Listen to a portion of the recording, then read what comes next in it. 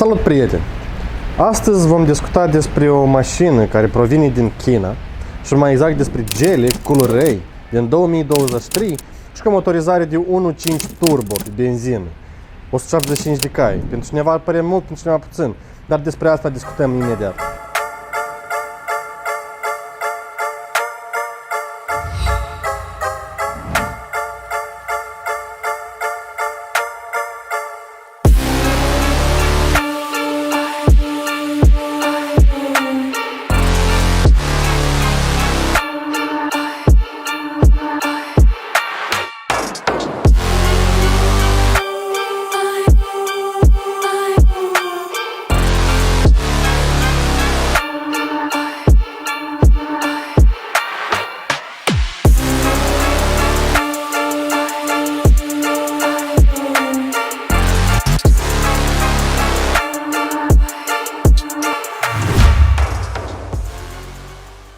Compania Geely, când au lansat acest automobil, au vrut să-l facă maxim ieftin pentru consumatori. Și într-adevăr, astăzi la dealerul din Republica Moldova puteți să găsiți un asemenea model într-o sumă de 20.000 de euro. Cu siguranță o să vă gândiți 20.000, pentru și eu dau 20.000. Despre asta discutăm chiar acum. Pornim de la faptul că ușile sunt izolate. Da, undeva nu sunt 100% cum ar veni la un Mercedes sau la un BMW. Dar este și asta contează. Pe lângă toate, structura ușii în sine este compusă din piele, plastic și cred că un pic de plastic lustruit. Și nu mai mult de atât. În schimb, forma mânerului de la ușă copiat un pic de la Kia și totuși arată stilat. Geamurile electrice toate 4, reglarea oglinzilor la fel este electrică și poziționată pe ușă și pe lângă toate aici avem poziționată deblocarea și blocarea ușilor totalmente. Nu pot să spun de faptul că plasticul care este aici este foarte de înaltă calitate, nu, dar nici că e prost, e ceva mediu, cumva nici nu poți zice că e rău, dar nici nu poți zice că e bun. Și cum n-ar fi, el este și e strâns bine și asta contează. Și ține de spațiu din ușă, e îndeajuns de mare, adică cu siguranță 3-4 sticle de 0,5 o să încapă fără nicio problemă. Un pic de piele roșie ca design și arată el într-adevăr frumos. Să nu uităm și de faptul că avem lumină LED poziționată pe ușă și care continuă pe torpedou până la ușa pasagerului. Chiar și pe ușile din spate sunt câteva fâșii mici care sunt iluminate. La compartimentul metalul pe caroserie, pe locuri sună gol, în schimb la ușă sună deja plin. Adică totuși izolarea este, îmi pare rău că nu e eficientă, dar ei este. Ușa din spate nu este foarte diferită de cea din față, doar faptul că zona de aici este un pic mai mare și are un pic de uzoare și nimic mai mult. Geamul, deschiderea-închiderea lui și atât. Spațiul din ușă jos este strict pentru o sticlă de 0,5 litri. Și ține de dotările sale pe spate, o să vorbim mai târziu, iar acum trecem un pic la portbagaj.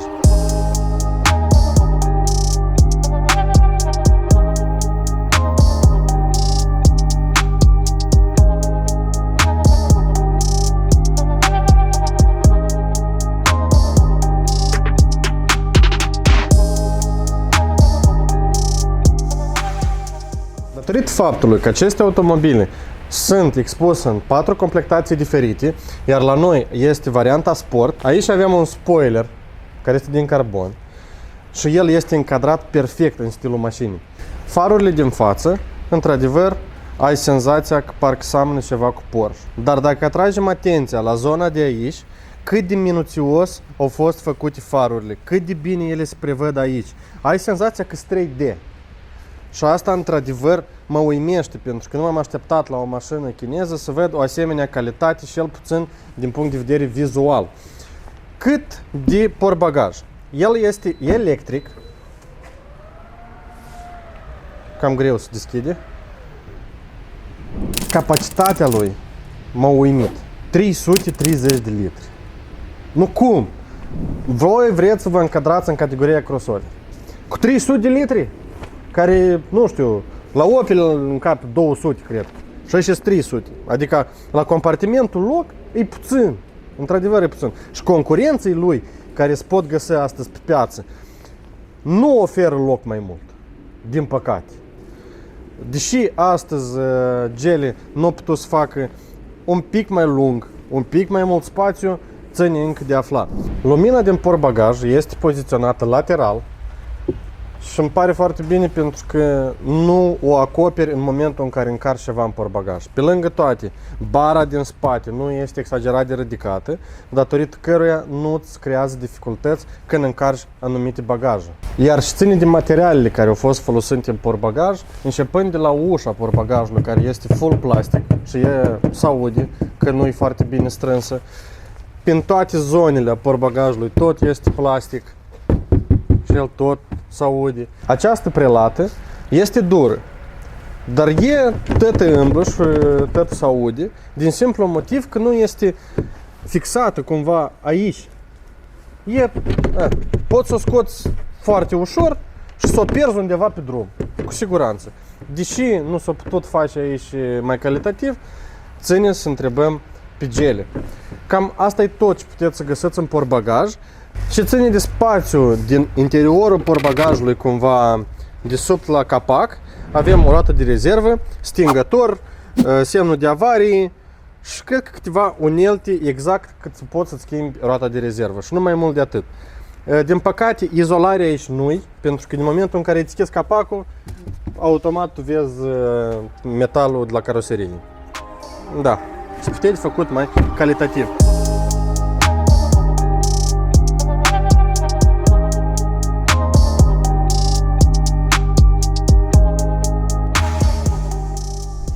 .5 benzină cu turbină 175 de cai, pentru cineva ar părea mult, dar pentru cineva puțin. Dar cum asta arată, ne uităm chiar acum. Exact așa. Cum îmi place mie. Capota, nu are amortizoare, din nou băț. E bine, ce mai vrei tu la 20.000 până la urmă? Compartimentul motor nu este foarte sofisticat. Și cum suntem noi deprinși să vedem la mașinile de hibrid, chiar dacă asta nu este, nu are aici mii și sute de cabluri și nu este tot aglomerat. Și asta e bine, pentru că, spre exemplu, zona în care se torni lichid de răcire e clar și se vede unde, e ușor de văzut cel puțin nivelul minim, maxim, pentru că la majoritatea mașinilor asta e o problemă, pentru că când ajungi să torni lichidul ăsta, trebuie să stai, să te uiți, nu știu, pe unde ca să găsești exact ce să faci. Zona pentru lichidul de parbriz, cu siguranță, filtrul poziționat bine aici, nu este nevoie cumva să te chinui să scoți jumătate din motor ca să schimbi filtrul. Și asta e de laudă. Cel puțin la compartimentul, dar Geely s-a străduit și a făcut calitativ. Aceste motoare sunt noi și încă nu s-au reușit să depisteze careva grave defecțiuni. Și cam atât ce ține de motor. Aveți de schimbat uleiul odată la 10.000 de kilometri. Și nu mai mult. La compartimentul stil și design, Geely s-ar putea să iei o notă mare. Dar pe lângă toate, spre exemplu, zonele astea negre de pe capotă, care normal eu credem că trebuie să aibă o funcție, din păcate ele sunt făcute doar pentru design. În schimb, zonele astea roșii arată într-adevăr bine și stilat. Și cum și-am vorbit mai devreme, întreaga mașină este împărțită în 3 culori, negru, alb și roșu. Exact așa e și în interior, despre ce o să vedeți mai târziu. Farurile sunt full LED, într-adevăr frumoasă, și ține de bara din față. E strânsă bine, e stilată, într-adevăr. Chiar dacă o lecuțică s-aude, nu-i pe asta. Cel puțin, aici e plastic, dar e strâns, într-adevăr, cum scade.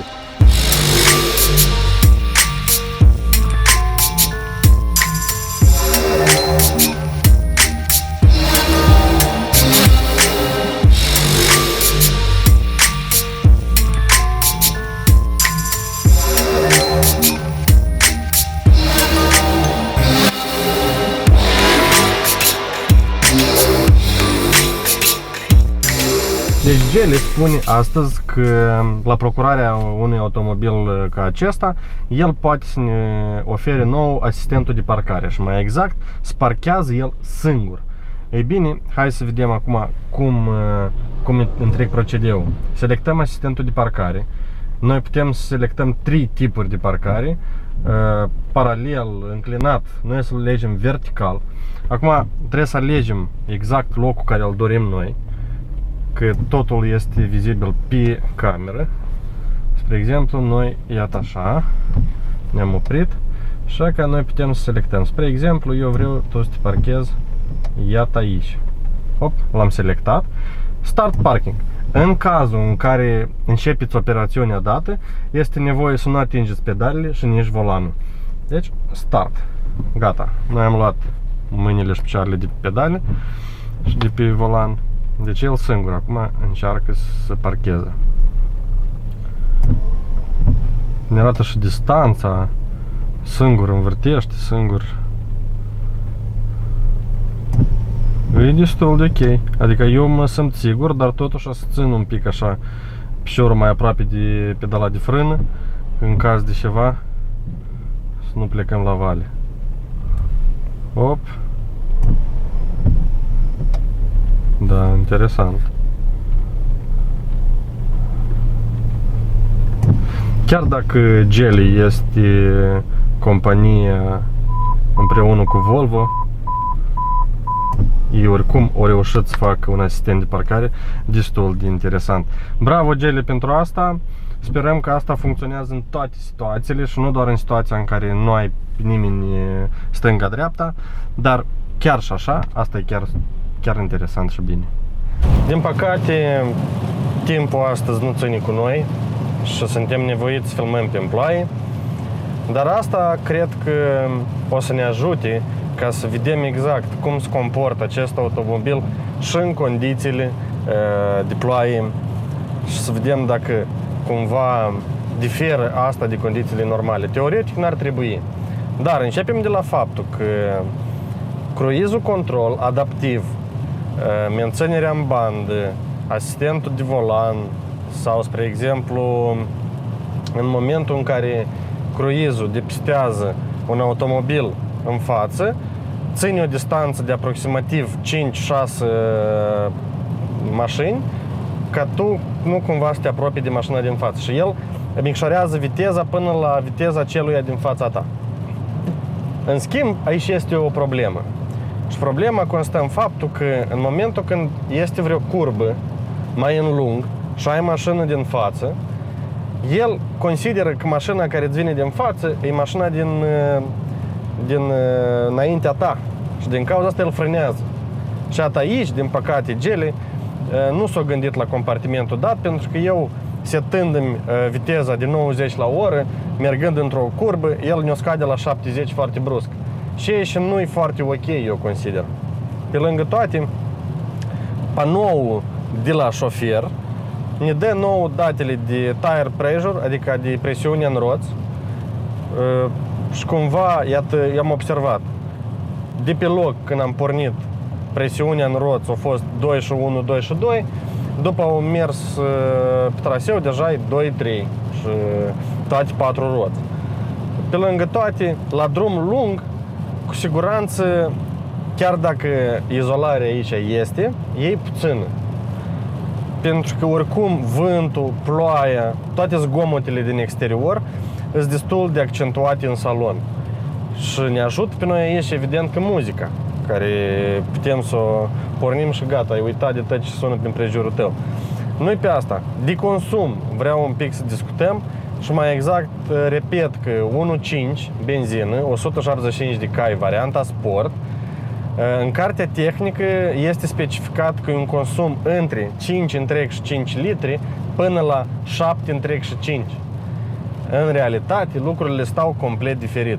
Și mai exact, la drum lung, noi am obținut un consum de 6 întreg și 5 litri, prin oraș 8 plus, adică 8.2, 8.5. Pentru un motor de 1.5 benzină, iată, exact, el a văzut mașina din față și a coborât de la 90 la 70 practic. Și pe lângă toate, însuși sistemul de cruise control s-a stâns. Deși, n-am idee, are careva chestii care cumva te fac să-ți pui întrebări. Și mai exact faptul că astăzi în Republica Moldova, de la dealerul auto, acest automobil se găsește într-o sumă de 20 plus mii euro. Stăpânul acest automobil l-a procurat cu 20.000.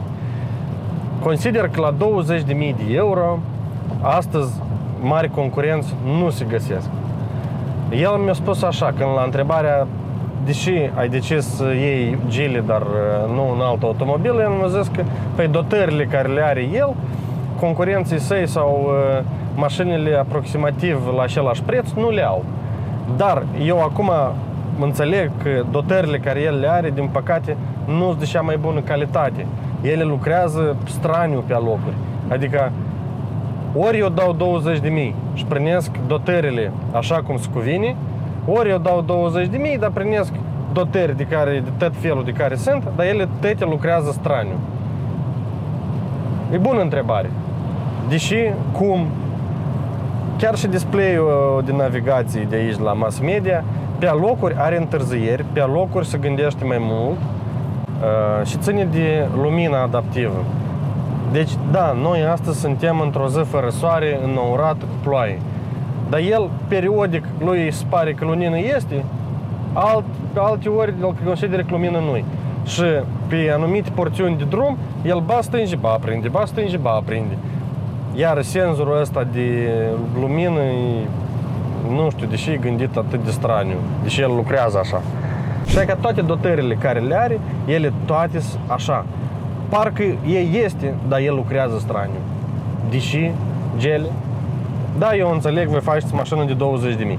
Da, eu înțeleg, are design, ca design e frumușică. La materiale, la materiale pentru 20.000 e ok. Hai să facem așa. Pentru că pe volan, chiar și costura volanului nu este uniformă peste tot. Asta, adică eu m-am suit prima oară în automobil, eu inițial am observat problema aceasta. Plasticurile, ele sunt și nu sunt cea mai bună calitate, dar ele strânsă și asta deja e un plus. Dar la atingere, pielea, este și o leacă de piele, pielea cumva, la atingere îți pare că e moale.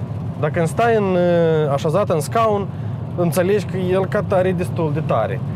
Dar, pe lângă toate, dând faptului că mașina cântărește 1430 de kilograme, adică aproape o tonă jumătate, e ușuric. Dar luând în vedere că e un pic năntuță, la deznivelări de drum, îți pare că e foarte moale. În realitate, pur și simplu, din cauza cauciucurilor mai late, din cauza că e ușurică și se formează senzația asta de, știi, că e moale, că e lină, așa. În realitate, lucrurile stau un pic diferit și asta trebuie de recunoscut. Multă lume nu înțelege chestiuțele date și el se urcă la Geely și zice, mamă, dar Geely e, nu știu, numărul 1. E bine, nu e chiar așa. Și asta e adevărat. Și ține de ștergătoare, aceeași problemă. Senzorul de ploaie, periodic, el, chiar dacă e plouă constant, adică nu se modifică intensitatea ploii, oricum senzorul de ploaie, el ba repede șterge, ba încet șterge, ba iar repede, ba iar încet. Adică el, din nou, nu poate să determine exact cum trebuie el să funcționeze. Și atât toate aceste dotări într-un întreg, din păcate mi-a stricat toată impresia bună despre acest automobil. Tracțiunea la acest automobil AVD, adică all-wheel drive, toate patru roți trag, în dependență de situație. Spre exemplu, dacă mergi undeva pe o zonă mai lușuioasă, să spun așa, și la tine, spre exemplu, roata din partea dreaptă a început să derapeze, pe automat se pornește roata din spate, din stânga. Adică cumva el e adaptiv, el adaptează care roată și unde să-i dai mai mult putere. E ceva asemănător ca la X-Drive, e ceva asemănător ca la 4Motion la Mercedes. E cam aceeași sistemă. Lucrează, adică sensul de a lucra e identic. Iată, încă o chestie, să nu uit. Iată, noi acum am mers. Noi avem aici schimbătorul. Eu întâmplător l-am atins, mașina la 100 la oră, automat intră în neutrală. E sare din viteză. Eu consider că asta nu e ok. Trebuie să fie o limitare, ca să nu poți în mers să pui mașina în neutrală. Hai să zicem că la 10 la oră, la 5 la oră să ai accesul, dar nici la 100, adică eu merg 100 și întâmplător am aninat și gata, eu sunt neutral. Iarăși, din nou nu-i gândit. Chinezii încearcă să facă mașini dotate, frumoase ca design, să semene cu europenii, dar din păcate dotările lor nu sunt gândite, nu au logică absolut deloc. Acest automobil are la bord 4000 de kilometri, este recent procurat din salon, de la dealer și iată, în 4000 de kilometri deja are două probleme.